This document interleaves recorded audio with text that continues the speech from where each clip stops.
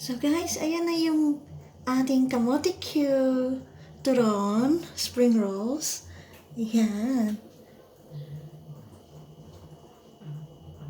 So ayan guys. Buksan natin siya.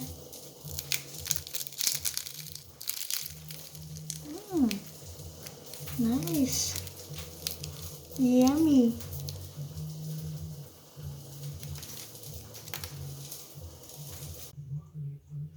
Hi guys! Welcome back to my channel again. Today, ang ituturo ko sa inyo ay ang paggawa ng kamotecue, lumpiang kamotecue. Yan, sweet potato spring rolls. Actually, may gumagawa na ng kamoteng turon. Pero, minamash nila. Pero yung sa akin, hindi ko siya imamash. Ipiprito ko lang siya at ibabalot. Okay? At gagamit ako ng aking homemade lumpia.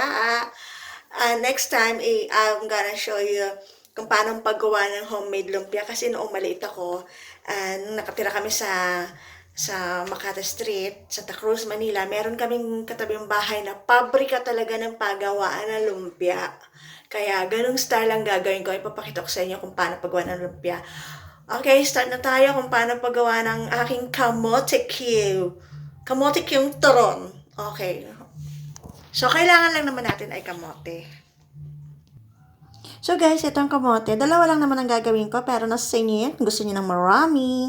Kailangan natin ng brown sugar. At ito ang aking homemade na lumpia wrapper. So ayan, balatan na natin siya.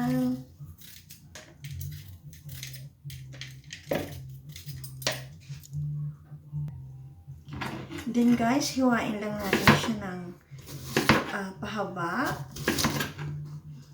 Ganyan.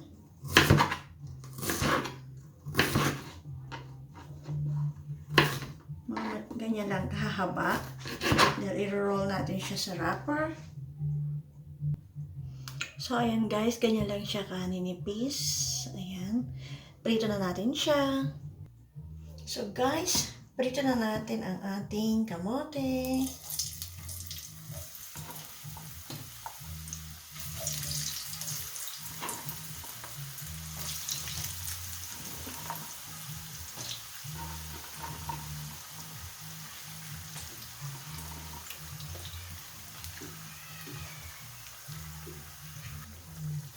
Then, lagyan natin siya ng konting sugar.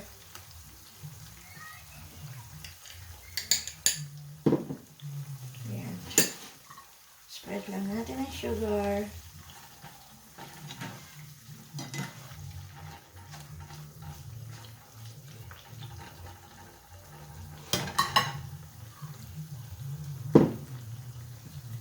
Ayan, para matamis siya. Sarap. Ang sarap.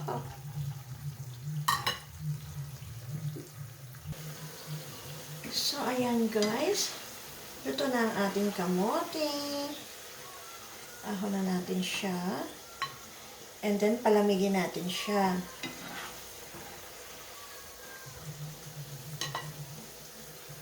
So, ayan. Malamig na siya. Magbalot na tayo.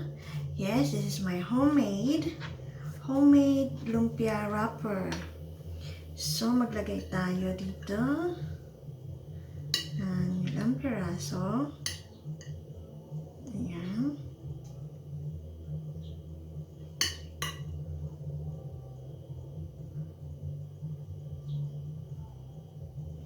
Then, maglagay tayo ng konting sugar again. Ayan.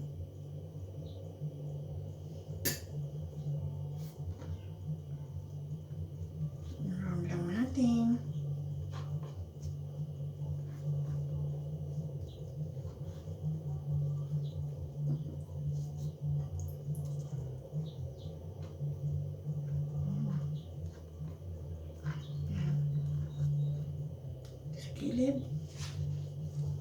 Ganyan lang siya kadali.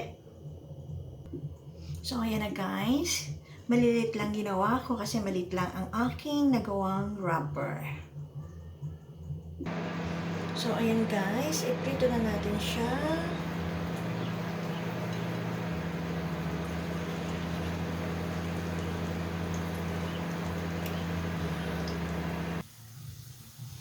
So, ayan na guys, ang ating kamotecue. Spring roll kamotecue. Wow! Yummy!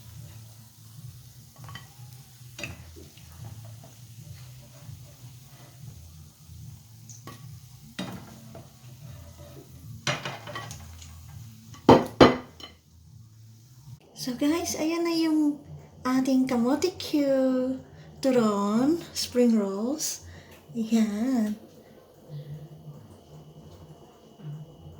So guys, ayan na yung ating kamotecue turon spring rolls. Ayan. So ayan guys. Buksan natin siya.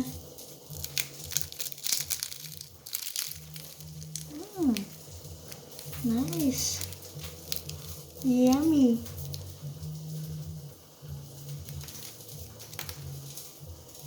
So, ayun guys, ang sarap-sarap niya.